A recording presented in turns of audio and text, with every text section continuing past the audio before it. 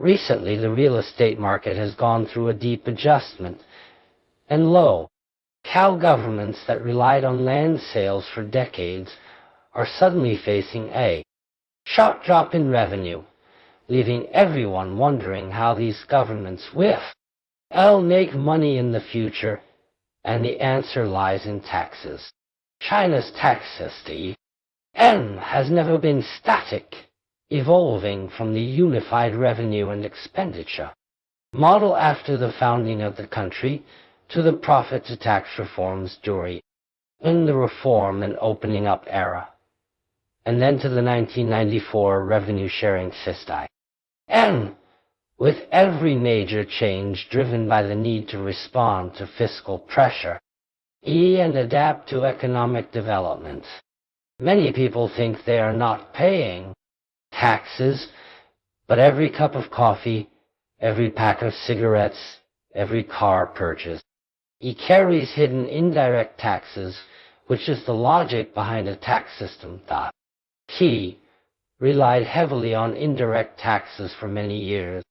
For over 20 years, and finance acted like a reservoir for local governments, providing cash out to invest in urban development and support social services. But now with the real estate market adjusting deeply, that reservoir is running dry, forcing local governments to find new ways to support their budgets, which is driving a historic shift in the tax system from prioritizing efficiency to emphasizing fairness. The upcoming tax reforms have several key directions. First is the adjustment of consumption taxes.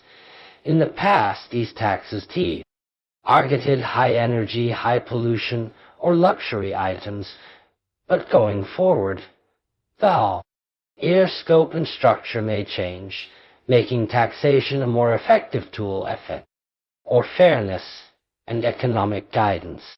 Second is the promotion of property tax.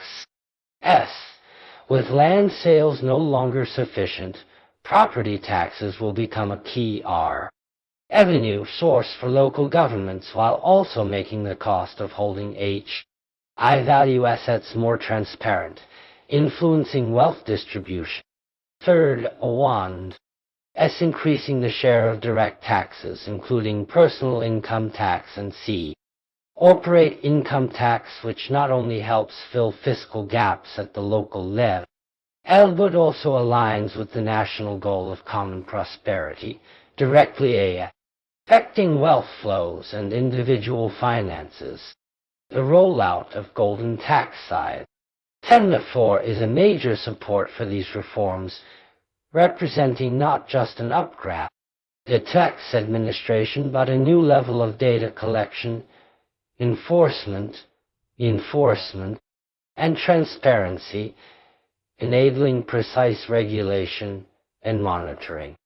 For ordinary people, these changes mean that future consumption, property ownership, and income will all be affected, with some facing higher tax burdens and others benefiting from policy incentives reflecting the state's goal of achieving a more equitable wealth distribution.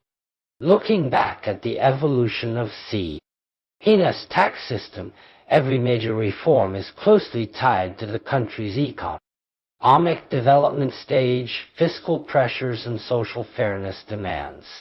Now, as the real estate market adjusts and land finance diminishes, the shift from efficiency to fairness is underway, and the combination of consumption, tax reform, property tax, and increased direct taxation is not only a way to fill local fiscal gaps, but also a way to guide wealth distribution and promote long-term common prosperity.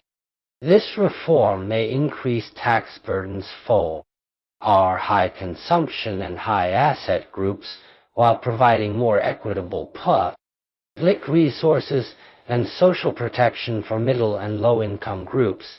In urging local governments to manage finances in a more stable and diversified manner.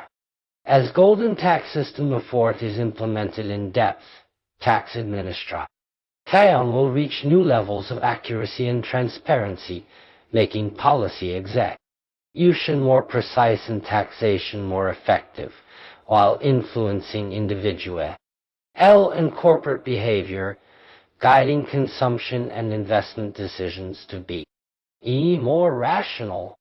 For society as a whole, this is not just a tax policy upgrade rule, but a profound reflection of wealth distribution philosophy,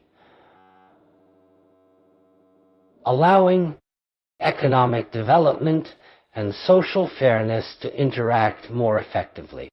In the future, China's tax system will no longer rely on land finance, but on a diversified mix of taxes to balance efficiency and fairness, giving locally government stable revenue sources, helping everyone see their contributions and benefits in the economy more clearly, and ultimately promoting a rational flow of wealth and the long-term goal of common prosperity.